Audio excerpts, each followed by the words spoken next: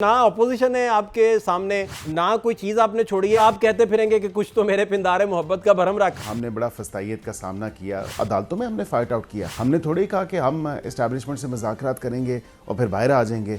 KP में आप अदम एतमाद लाना चाह रहे हैं, इस तरह की अफवाहें क्यों फैली हुई हैं? तो कम से कम 18 से 20 लोग वहाँ पे रिक्वायर्ड होंगे। वोट ऑफ नो कॉन्फिडेंस हमारा कोई ऐसा ना प्रोग्राम है, ना कोई ऐसी चीज़ अंडर डिस्कशन है। हम बिल्कुल भी नहीं चाहते कि केपी हुकूमत में किसी किस्म का कोई क्राइसिस आए। नवाज शरीफ साहब जेल में जाकर इमरान खान साहब से मिलेंगे। मियाँ साहब क्यों जाएंगे उधर? मियाँ साहब की वजह से तो इमरान खान साहब अंदर हैं। वो जेल में हैं तोशा खाना की वजह से, वो जेल हैं 190 मिलियन पाउंड का डाका डालने की वजह से। क्यों जाए मियाँ साहब? नवाज शरीफ साहब एक बड़े जीरक सियासतदान हैं। गवर्नमेंट की तरफ से तो इनिशिएट दोबारा किया गया है कि आप मुज़ाकरात कीजिए तहरीक इंसाफ को लेकर, लेकिन मुशाहिद हुसैन सैयद साहब आपका अपना ही हिस्सा रहे, आपके अपने सेनेटर थे सर, वो कल रात गए ट्वीट कर रहे थे कि आप गवर्नमेंट टॉपल करना चाह रहे हैं और केपी में आप अदम एतमाद लाना चाह रहे हैं। इस तरह की अफवाहें क्यों फैली हुई हैं, या वाकई संजीदगी से इसे देखा जा रहा है?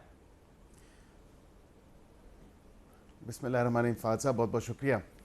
देखें, सबसे पहली बात है कि दो टोक जो मौक़िफ़ है पाकिस्तान मुस्लिम लीग नून का और हुकूमत का, कि हम किसी भी ऐसे एडवेंचरिज्म पे नहीं जा रहे। अभी भी अगर आप देखें नंबर गेम के हवाले से, तो कम 18 से 20 लोग वहाँ पे रिक्वायर्ड होंगे वोट ऑफ नो कॉन्फिडेंस के लिए। Vote of no confidence of course a constitutional measure है, एक लीगल मेजर है, लेकिन अभी तो हमारा कोई ऐसा ना प्रोग्राम है, ना कोई ऐसी चीज़ अंडर डिस्कशन है। इफ़ एनीथिंग, पार्टी के लेवल पे तमाम पार्टी के जो ज़िम्मेदार लोग हैं उन्होंने दो टोक अल्फाज में बात की कि हम बिल्कुल भी नहीं चाहते कि केपी हुकूमत में किसी किस्म का कोई क्राइसिस आए।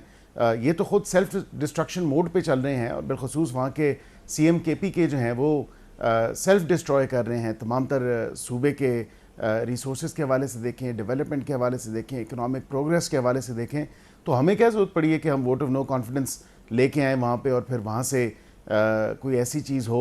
तो ये मैं बिल्कुल तासुर गलत है, इसको तासुर को ज़ाइल होना चाहिए, और हमारी बिल्कुल कोई ऐसी सोच नहीं है। एक मामूल की मुलाकात थी गवर्नर साहब की PM साहब के साथ, और इसी तरह मौलाना साहब के साथ भी। और वैसे भी मौलाना साहब की पार्टी तो आई थिंक ये कह चुके हैं कि कोई ऐसी बात नहीं है, और वो उनकी भी तरफ से कोई ऐसा मामला नहीं है। तो मैं ये समझता हूँ कि इस तासुर को बिल्कुल ज़ाइल होना चाहिए, और हमें बजाय इसके कि इन तमाम तर चहम गोइयों पे फोकस करें। हमारा जो मेन फोकस है वो अभी इकनॉमिक प्रोग्रेशन है, और पाकिस्तान की जो आवाम के लिए आसानियाँ हैं उसकी बेहतरी है, वो अभी हमारे लिए प्राइम इम्पोर्टेंस है। इसके अलावा और कोई ऐसा ना प्रोग्राम है और नहीं कोई ऐसे जो है बात चल रही है किसी लेवल पे। अच्छा बैरिस्टर साहब, ये अफवाहें, फिर इस तरह की बातें भी कामरान शाहिद साहब भी अपने शो में बात कर रहे थे कि नवाज शरीफ साहब जेल में जाकर इमरान खान साहब से मिलेंगे, कुछ इस तरह की बातें। ये क्यों डिस्कशन शुरू हुआ? इसे कैसे आप एक्सप्लेन करेंगे? ऐसी तो कोई शायद सूरत हाल हो ना, और मियाँ साहब क्यों जाएंगे उधर? बहुत सारे लोग तो कहते हैं कि मियाँ साहब की वजह से तो इमरान खान साहब अंदर हैं, तो इसका भी इल्ज़ाम आप लोगों के ऊपर आता है, तो वही क्यों जाएंगे, ये मैं समझना चाह रहा हूँ। देखिए फाद साहब, चोरी करें, करप्शन करें इमरान खान साहब, और सारा वो कह दें कि जी नून लीग की वजह से, या मियाँ नवाज शरीफ साहब या शहबाज शरीफ साहब की वजह से वो जेल में हैं। वो जेल में हैं तोशा खाना की वजह से, वो जेल हैं 190 मिलियन पाउंड का डाका डालने की वजह से, वो जेल हैं अपनी तमाम तर उन हरकतों सकनात की वजह से जो उन्होंने की। अब ये तो कोई नहीं कह सकता ना कि ये हुकूमत की वजह से है। हुकूमत का तो ना कोई लेना है ना कोई देना है।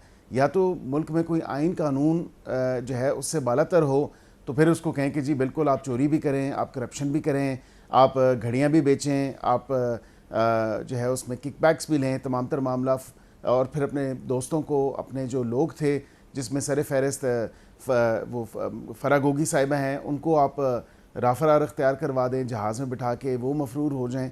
तो ये तो कम अज़ कम इस तरह ना करें ना। वो May 9 का देख लें, जो अब इवन के हाई कोर्ट का आपने पता नहीं फैसला देखा कि नहीं देखा, एक डिटेल वर्जन आ चुका है जो 24 जून को, जिसमें बेल एप्लीकेशंस थी 8 केसेस में, और उस पर जो डिफेंस काउंसिल्स ने बात की, और उन्होंने कहा कि इमरान खान साहब तो उस टाइम जेल में थे, कोई लेना देना नहीं था।